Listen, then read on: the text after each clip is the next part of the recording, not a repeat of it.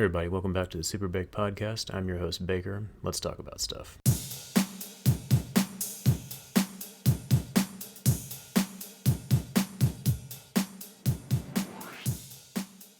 Hey everybody, welcome back to the show. So today, as promised, going to talk about my thoughts on the new Guardians of the Galaxy Volume 3 film that came out about a week ago at the time of this recording.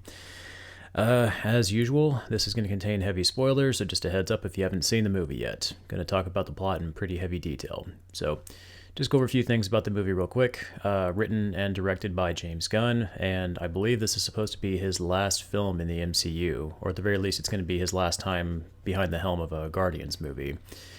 Music by John Murphy and cinematography by Henry Graham.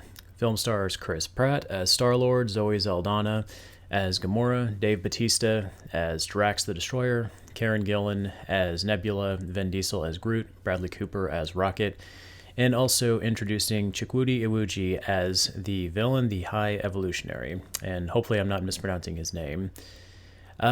Movie had a budget of around $250 million, and at the time of this recording, the box office totals for it have been just over $400 million, like $400.3 million, so not too bad so far. I'm actually kind of surprised the budget's been that small. I figured it'd be larger, but it seems right around $250 million is pretty standard for most Marvel films.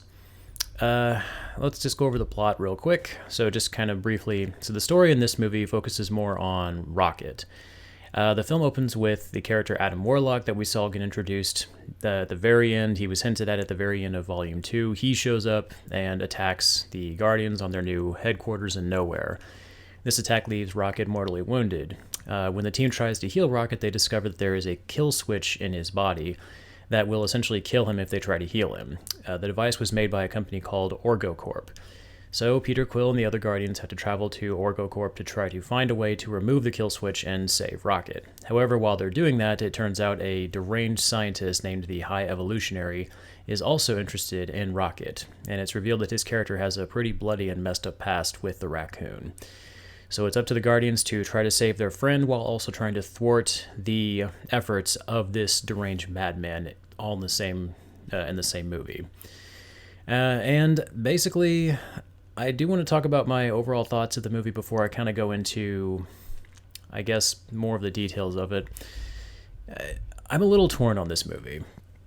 So, on the one hand, I mean, overall, I would say I did really like it. It's a Guardians film. I've said this before. The Guardians are like my favorite characters in the MCU. I really enjoy them.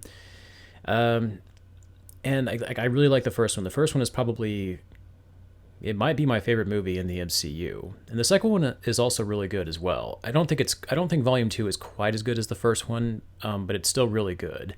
Like, if I had to give them letter grades, I would say Guardians 1 is probably about like a 98, 99%. And then Volume 2 is probably like a 90, 89, like an A-, B+, I would say. Still really good, just doesn't quite capture the magic of the first one. And right now, I kind of feel like this movie is right about equal with Volume 2. It's still good, I just don't think it's quite as good as the first one, but there's definitely more about this movie that I didn't like than with Volume 2, and I'll kind of go into that a little bit. But basically, I'm just gonna kind of talk about just some of the things about the movie that I was not crazy about. Number one, I wasn't crazy with how they used a lot of the characters except for Rocket and Peter Quill. All the other characters kind of felt like they had less importance in the overall plot. I'll go into that a little bit more detail here in a second. And then also the ending of the film too, which again, I'll go into that too in more detail. But those are kind of the two biggest things with this movie that I had a problem with. Is the main characters, the other Guardians felt more like side characters in this movie, and I don't quite know how I feel about the ending. And since I'm going to talk about the ending, that's why I wanted to just say, spoilers, like if you haven't seen this movie, I'm going to pretty much give away the ending of it. But, and I'll also talk about the post-credit scene as well. Both of them, because there's two. There's a mid-credit scene, kinda, and then there's a post-credit scene. But yeah. Essentially, as far as the story goes, I think the story is good. It's kind of that standard, like, we've got to save our friend, but there's also a bad guy that we have to stop in the process. We've seen that in other Marvel films as well. One thing that I thought was kind of interesting is that even though Rocket is the focal point of this story, we don't really see much of him interacting with the other characters throughout most of the story because he's bedridden. What we do get to see is we see more of his past. We see Rocket when he meets the high evolutionary character, as well as we get to see other anthropomorphic animal characters that Rocket befriends as well. There's a walrus named Teeths, a rabbit named Floor because she likes the floor, and then the otter character that you've probably seen in the trailer for it. You see her hugging Rocket, who, oh my god, I can't believe I forgot her name. I'm going to look that up real quick. But yeah, these are the characters that Rocket befriends in his past. We see that he's been experimented on by the High Evolutionary. Basically, to kind of give some background on the villain's character, he's essentially a scientist who is trying to create the quote-unquote perfect society of, like, anthropomorphic animal people. He wants to try to create, like, the perfect species that's, like, peaceful, brilliant, and just basically superior in every way. And he experiments on animals like Rocket, essentially. And Rocket essentially becomes his key to trying to find that. Like, Rocket becomes like essentially his most brilliant creation, and he uses Rocket's genius to help him further his studies and his plans. And so we get to see a lot of that play out in this movie. We get to see a lot of that in Rocket's past, as well as him befriending his other animal friends too. I'm just going to look up Guardians of the Galaxy Otter. I should have written her name down. What was her name? I want to say it was Lila. That's it, Lila. I knew it started with an L. I just couldn't remember the name. Lila. Yeah, so there's the otter Lila, the walrus Teeths, and the rabbit Floor. The rabbit Floor, I don't know what it was about her. Even though she was the most nightmarish one of the group, she was kind of the most adorable in my opinion. I think it was because of her voice, just the way she talked. It was kind of adorable. But anyways, one thing about seeing Rocket's past with these other animals is that I found myself the whole time thinking, like, oh no, like, I know it's coming, just because of the fact we don't see these characters in any of the current movies. So it's like, all right, I know something bad's gonna happen. When's it coming? And sure enough, it does. And man, I have to say, one thing I will say about this movie is, even though the animals in here are completely CGI, as far as I can tell, even though it's really good looking CGI, like, there's a clip where it shows Rocket as a baby raccoon with like a whole litter of them, or whatever you call a group of raccoons. And like, it looks almost convincing. Like, if you didn't know better, you would almost think they were real baby raccoons. So the CGI is really impressive in this. But anyways, yeah, if you're not a fan of animal, like, if animal cruelty is something that really bothers you, this movie can be a lot to take in. Like, personally, like, some of those scenes really got to me. I mean, it didn't ruin my enjoyment of the film overall, but, like, you know, I'm a huge animal lover. I abhor animal violence. So, and even knowing that they were CGI animals, like, yeah, there's some messed up scenes in this. Fortunately, they don't really show you anything. It kind of happens off camera. You don't really see it. But there is at least one or two scenes, I think, where you can kind of hear what's going on. And it's like when they play the noises, it can be kind of a lot. So just a heads up, if you or your kids are if you have, weak constitutions for things like that, just a heads up on that one. That might be kind of gruesome for the kids. That's one thing I want to say about this movie too is, man, this film gets dark. This might be one of the darkest films in the MCU, definitely within the Guardians films. And these are films that have had some pretty dark moments within them, like Guardians 2 with Ego, when he reveals that he killed Peter's mother and stuff, and just all the messed up stuff that he's done. And then the villain from the first movie, whose name I always forget. Like, there's Ronan, that's it. Yeah, Ronan. Like, the Guardians films have had some pretty messed up villains so far, but the High Evolutionary, I think, might stick out as being one of the most sadistic among them all. Yeah, like, the story is really good when it comes to that. Like, when it focuses on Rocket's past, like when the focus is on Rocket and like his past with the High Evolutionary and all that stuff, I think that is when the film is at its absolute best. When the story shifts to the other Guardians, and like when they're trying to infiltrate OrgoCorp, when they're trying to save Rocket, it's fine, but it's nowhere near as good. It definitely feels like the momentum takes a noticeable dip in those moments, at least in my opinion. And as far as like, I have a couple talking points that I kind of wrote down that I wanted to just discuss. So the next one was like the characters and kind of my thoughts on them in this movie. And that was something that I wanted to bring up because this is the last Guardians film. At least I believe this is the last one that James Gunn is writing and directing. I'm pretty sure that he has said that he's pretty much done with the MCU after this. Dave Bautista is stepping away from his role as Drax. Zoe Saldana is leaving. So, these are two major characters in the MCU that are going to be gone after this one. I think Chris Pratt is coming back. I'm not 100% sure on that. And then I believe Bradley Cooper and Vin Diesel are sticking around as Rocket and Groot. So, not really sure what the plans are there for their characters. But yeah, like a lot of the main actors in the MCU, like a lot of the main actors and actresses are leaving their roles. Like Scarlett Johansson is leaving Black Widow. Chris Hemsworth, I think, is stepping away as Thor. I think that's mainly because of, health reasons, which totally get. I understand that. And I think that's he has absolutely every right to do that. Obviously, his health comes first, and definitely wish, him all the best. Hopefully he is able to get through that. But yeah, anyways, you see like a lot of these main characters leaving in this movie.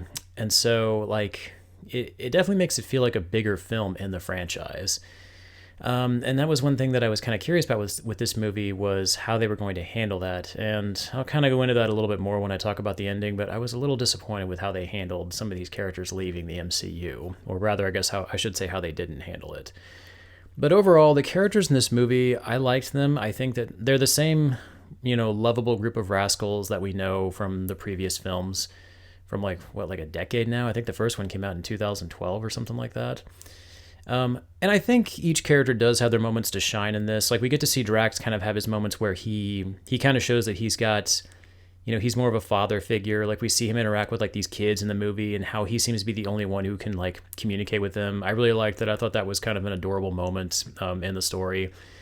Another standout character in this movie that I really liked is Nebula, played by Karen Gillen, who like, I love her character. I love the growth her character has gone throughout these films. I think James Gunn has even stated that he had this plan for her from like the beginning. Like he wanted her to go from like being kind of like a minor side villain in the first movie to becoming like an actual like guardian by the end. And we got to see more of her also in the Avengers films when they were fighting against Thanos. And I really love the arc her character has gone on. Like in this movie, she really does feel like a genuinely fleshed out hero. Like not just an anti-hero or a villain turned good. Like she actually feels like one of the good guys now. And also it's kind of a side note on her character. Like I love her weird ability to like to heal from damage that she takes. Like when they have the initial fight against Adam Warlock, and she always has that thing she does like where her jaw gets dislocated and then it just kind of like pops back in place. It's kind of gross in a way, but it's also kind of funny too and kind of badass. I don't know. I really like her character. Just overall, I think her character is one of the standouts of this movie. Mantis, we get to see a lot more of her. We get to see kind of her use more of her abilities in this one as well. She's great as always. She provides a lot of really good comic relief. I like how they had these scenes where they kept dropping her and Drax and the other characters when they got caught into like these cells, and she kept like landing on her head. And I remember at several points, I think the audience kept going like, oh, geez, because she would like land like right on her neck. And it's just like, how is she not dead from that? That looks like that should like have killed her. Peter Quill. So this is one of the things I've heard a lot of fans complain about is Chris Pratt's performance as Peter Quill. It seems a little bit phoned in this movie. It almost kind of seems like maybe he's a little bit like he's kind of going through the motions, almost like he doesn't really care about it. I can understand that criticism, and I can see what people are talking about. I personally didn't have a huge problem with it. I do think, in a sense, it does kind of fit with his character, because in this movie, this is the first time we've seen the Guardians in their own proper films since the end of the Infinity Saga.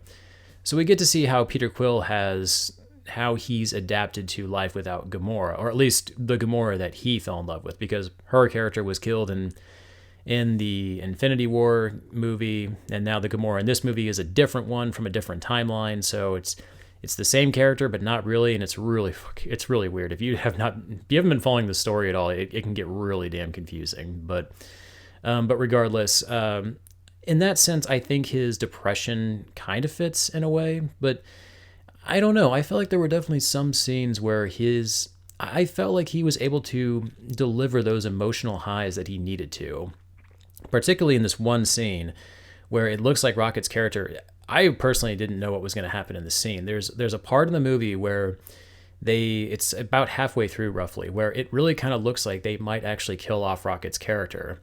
And we see them trying to revive him and bring him back. And Chris Pratt, man, I got to give him credit. In this scene, he goes for it. He really delivers this really emotional moment that actually, it really did remind me of like someone about to lose like one of their, like a really close friend or a pet or something like that. Like just the way he stands over Rocket's when he's on the operating table, and just the way he's screaming and crying and stuff, and like it, I don't know, that scene kind of got to me. That really felt genuine. And just watching that scene, part of me kept thinking like, oh my God, are they going to do it? Is this it? And it really got me genuinely concerned. So I don't know. I think he had some good moments in this movie. Like I can understand the criticism people have about it, but personally, I think it kind of worked. And I think he does a pretty good job with his character. Like he still feels like the genuine Peter Quill character that we've seen in the previous films. Like he's not the focal point, obviously, that would be Rocket, but I still think he does a good enough job in this movie.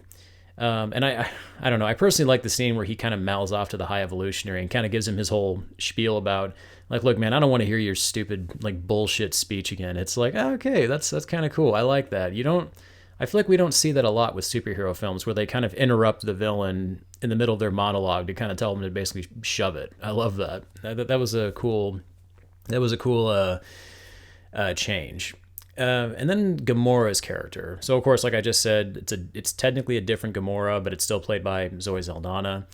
Her character in this movie, I mean, I didn't have a problem with her. She felt like she was a little bit mean. Like she just, there's a couple of scenes where she kind of just smacks the shit out of Quill, even though it's like, dude, I mean, the guy is kind of opening up his heart to you. It's like, okay, I get it. She's not the same person that he fell in love with, and she does keep telling him that throughout the movie, but it's like, well, I mean, still, you could at least try to be a little bit more understanding towards the guy. He was in love with this other version of you. I mean, you can kind of understand, like, why he would feel this way. But I mean, I like Zoe Saldana as an actress. She's fantastic in Avatar. I mean, I think she's great in everything that she's in. And honestly, I do like the arc that she goes on throughout the movie, where she does change. She does have a change of heart slightly. But what I really like about this movie and really respect is there's not a moment where she just says, oh, okay, yeah, you know what? I'm in love with you now, Peter. After all this time, I'm in love with you. It's like, no, in this movie, she does leave them. She joins the Ravagers, and she kind of goes off on her own. Yes, she has an arc. She does learn to care about these characters, including Peter, but there's not that moment where she just falls in love with him that I think a lot of movies would do, like that old cliche. I like that there is kind of a bittersweet ending between her and Peter, like where both of them kind of have to accept this new reality of their lives. Like Peter has to learn to grow and not and understand that this is not the same person he fell in love with, which is kind of like an arc his character goes on in this movie as well, like not trying to jump from one love relationship to a romantic relationship to another one. So I liked that. I liked how they handled that relationship between Gamora and Peter. She wasn't just a love interest for him. She actually felt like her own genuine character, which I really appreciated. Someone's mowing the yard. Well, hopefully you guys can't hear that too much. If you can, well, I can't really do much about it. I have the noise gate on, so hopefully that should drown it out a little bit. And then I want to talk about Iwuji as the High Evolutionary. Wow. Probably the standout performance of the movie. Like, his performance as the High Evolutionary, like, this is one of the best villains I think that I've seen in the MCU in a long time, like maybe since Thanos.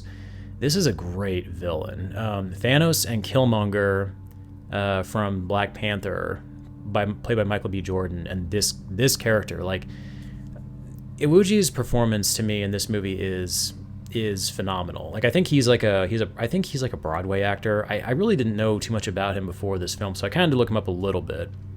But man, he is great in this. Every scene he's in, he is diabolical. I mean, you already kind of hate him because of the animal cruelty part. I was already kind of rooting for the Guardians to kick this dude's ass, but man, his performance really just elevates this character to being such a piece of shit, like, villain. Like, I don't remember the last time I wanted to see a movie villain get what was coming to them. I wanted to see the Guardians beat the shit out of this dude. And just like his past with Rocket and what he does to him and how he experiments on him is so great. And what I really love about his character too is they do such a great job of building him up to be such a maniacal villain, but it's not over the top. There are definitely scenes where you see him kind of lose his cool with like some of his subordinates and stuff. And I feel like in a lesser actor's hands, those moments could have been kind of almost comical, like inadvertently funny. But with him, there's always like that level of like that deranged, like, I don't know, like madman in a way. Like, it's not funny. It's scary. Like, when he loses his cool, it's genuinely scary. He feels like a threatening villain. Even though he may not be as powerful as some of the previous villains they fought, like Ego and Ronan and stuff, he still feels like a threat. And just knowing what he's done, knowing the pain that he's caused millions of people, just like, this dude wipes out entire civilizations because he just decides that they're not perfect. Like, civilizations that he himself builds. Like, this dude's obviously like a deranged scientist, but it's, yeah, the way he is played is just so phenomenal, and I think really adds a lot of weight to the story. And it makes it all the more satisfying when you, and I don't think I'm giving anything away here, when he is eventually thwarted by the Guardians. Also, I do want to take just a few seconds to talk about Groot's design in this movie. We finally get to see Groot kind of back to his, I wouldn't say his normal form from the first movie. This is like a much bulkier Groot. Like, the dude's freaking swole in this movie. Groot's been hitting the weights, man. Like, he's got his old voice back. It sounds like Vin Diesel again from the first film, but like, man, Groot's awesome. He's got some standout moments in this movie for sure. Like, mostly in like the action sequences. Like, I don't know. I love Groot's character. I liked Baby Groot in Volume 2, but I was definitely glad to get back to kind of a more adult version of him. Even though I think technically this is a different Groot from the first movie, if I remember correctly. Because I think technically that Groot did die. I think James Gunn did reveal that in an interview. But regardless, Groot in this movie is fantastic. Like, every scene he's in, he's great. He's kind of one of those characters, like, it's almost kind of like less is more with him. Like, he doesn't say a whole lot, but man, when he does have his big moments in the story, they do feel genuinely great. They feel powerful, and he's awesome as always. Also, just kind of a side note, I do like seeing, I forget the character's name, but it's the guy that inherits Yondu's little mohawk and his arrow from the first movie. I like seeing his arc in this one. I like seeing him kind of learn how to use it throughout the film. And of course, we do get to see the big moment near the end where he does eventually use it to save a bunch of his friends' lives. So that was a great moment. And also, it led to us getting to see a little cameo from Michael Rooker reprising his role as Yondu. Always great. Love Yondu. That scene in Volume 2 where him and Rocket escape from the Ravagers spaceship, easily one of the best scenes in all of the MCU. When they're playing Come a Little Bit Closer, God, that scene kicks so much ass.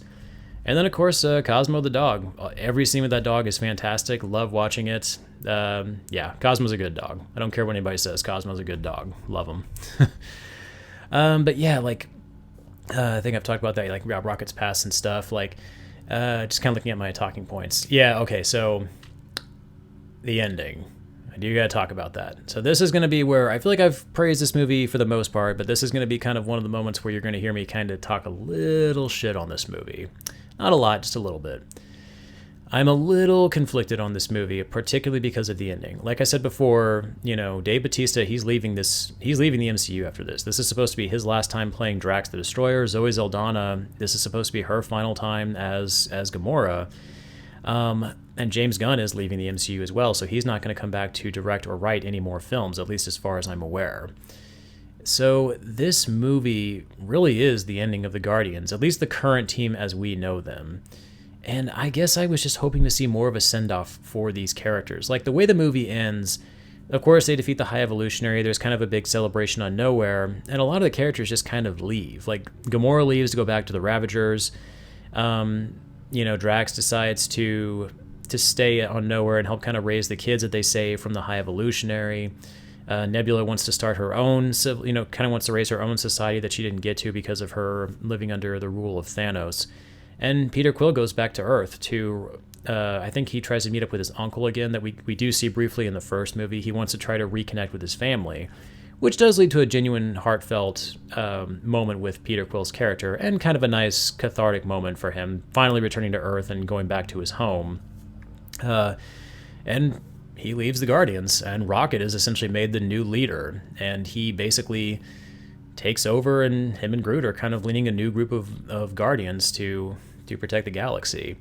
So essentially the Guardians group that we met in the original movie is gone.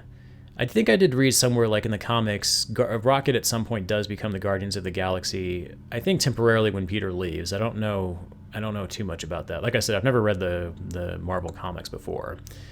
But yeah, like a lot happens in this movie. Like a lot of these characters leave, and the way they handled their departure really was kind of disappointing. Like Mantis just kind of literally walks off set. She just decides she wants to go off on her own adventure. She leaves with a bunch of these alien squid monsters that she befriends, and they all say goodbye to her, and they all have like this little celebratory dance, but then it just kind of ends. And I don't know, like, especially for Drax and Gamora'S character, like these are two of the biggest characters in the MCU, and like Drax especially is such an iconic character. Like Dave Bautista's performance as Drax is an iconic role within the MCU, and I was just really kind of disappointed that we didn't get more time with these characters.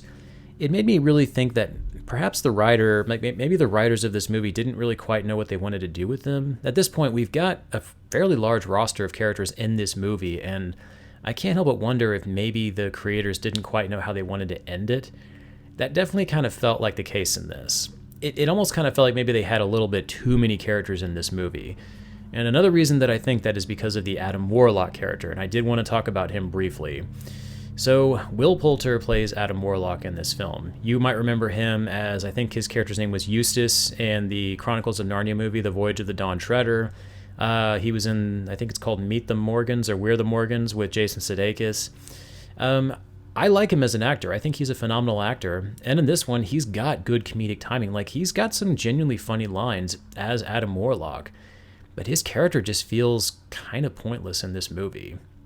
Like, he shows up in the beginning to attack the Guardians, and there is kind of a funny joke that keeps, kind of a funny running gag in the movie where he literally runs into the Guardians. Like, he keeps flying into them, like quite literally. Like in the beginning, he flies into Rocket. Later on, he flies into their spaceship. Like, it's like his sense of having an entrance, he doesn't have one. He just kind of shows up. That I did like that part of the movie. The way he always kind of shows up on scene is kind of funny. But you could have easily just taken him out of the movie, and I don't think it would have affected the story whatsoever. His role just felt so lacking to me. He does end up joining the Guardians, so I would be curious to see, like, if they do future films, which the way this movie ends, it does kind of look like they're going to, especially with Rocket at the helm as the new leader, and Adam Warlock joining them and stuff like that. I wouldn't be surprised if we do see at least one or two more films in the franchise, but obviously it's going to be slightly different cast, different writers and directors, so I'd be curious to see how that plays out. And obviously, since we're getting into more of the cosmic side of the MCU, like with the multiverse and stuff like that, like with the Eternals, I am curious to see if Adam Warlock's going to have a bigger role in those. But in this movie, he just doesn't feel like he has much agency in the film. He shows up, he's got some moments, but I don't know. I really didn't think he had much purpose in this plot. Yes, some people have made the argument that, well, he did save Peter Quill's life at the end of the film. It's like, okay, yeah, but that could have easily been resolved another way. I don't know. Him flying into space to save Quill from the vacuum of outer space, like, I was like, I mean, I feel like you could have had anybody do that. I don't know. I didn't think Adam Warlock was necessary for that scene. So I was not a huge fan of how his character was used. The performance itself, I think, is good. I think Will does a great job as Adam Warlock. I just did not think that the role was used very effectively in the movie. But I mean, I don't know, that kind of goes along with like my problem with this film in terms of like the ending and how they handled the characters. But as far as like positives go, I mean, I'll just kind of talk about, some of the things that I liked about it. Like like I said, to kind of wrap things up a little bit, like Iwuji as the High Evolutionary, stand-up performance, he's fantastic. All the scenes with Rocket are really great as well, so I really enjoyed those. Also, too, another positive I have to note, Nathan Fillion has a small cameo in this movie. I'm a huge Nathan Fillion fan. Anything he's in, the movie automatically gets points in my book, so I can't fault it too much for that. Yeah, and also it's a Guardians movie. Like, the action scenes are all great. One of my favorite action scenes in this whole movie is towards the very end of the movie, where they play No Sleep Till Brooklyn by the Beastie Boys, when the Guardians kind of finally come together and have this little badass fight with a bunch of these henchmen in a hallway. Man, the choreography on this scene was fantastic. I'm kind of curious to see like how they did this with the mix of CGI and the practical effects. It looks really good, and the way it flows, it's like one long shot. It kind of makes me think of the single shot fight sequences from Daredevil, the Netflix series. Well, formerly Netflix series. I'm kind of wondering if they took some pages out of Daredevil's book, possibly. But yeah, so to kind of wrap things up and give my overall thoughts on this movie. So I guess despite my mixed feelings on the ending of the film and the lack of agency from some of the other members of the Guardians, I still really enjoyed this movie overall. It was great to finally see Rocket's past revealed, even though it is pretty messed up and it definitely leads to some tear-jerking moments. While the other Guardians feel more like side characters in this film, they're still the same lovable group of misfits that I've come to know and love throughout the last decade. And the High Evolutionary is a standout antagonist, not just in the Guardians franchise, but in the entire MCU, at least in my opinion. I just wish we could have gotten a bigger farewell from some of these characters like Drax and Gamora and stuff. Like, we've spent so much time with these characters over the course of several films, like I said, the last decade, and I was a little disappointed that they didn't get a bigger send-off in this. I may need more time and subsequent viewings to process this one, but at this point, I would have to say the first Guardians movie is still my favorite. I would probably rank this one, like I said before, probably about equal with Volume 2. I certainly don't think this is a bad film by any means. It just feels a little uneven at times, especially in comparison to the first one. However, this is still easily one of the best movies to come out of the MCU in the last few years. I guess I love the Guardians so much, and I'm just sad to see them go. But you know what? It's been one hell of a ride, and I've greatly enjoyed every minute of it. It's funny, I actually remember when they first announced this movie like over 10 years ago, and I had no idea who the Guardians were. I'd never heard of them at all. Like, I was not familiar with the Marvel franchise whatsoever. And I remember when I read about this, and I just thought, this sounds like the dumbest idea for a movie ever. And yet, here we are in 2023, and I was sitting in a movie theater and found myself almost tearing up over a talking raccoon. So, yeah, James Gunn and the cast, they've done a phenomenal job, bringing this world and these characters to life and delivering what is, in my opinion, one of the best franchises to come out of the MCU. All right, guys, well, those are my thoughts on the film, but I'm curious, what did you guys think of it? Did you enjoy it? Were there things about it that maybe you didn't like or you would change? I'm kind of curious to know your thoughts. Please feel free to let me know on my YouTube channel. Well, that's all I have to talk about today. Once again, I am on Anchor, Spotify, and YouTube. If you like what you heard, please feel free to like, share, and subscribe, and I'll catch you all next time. Later.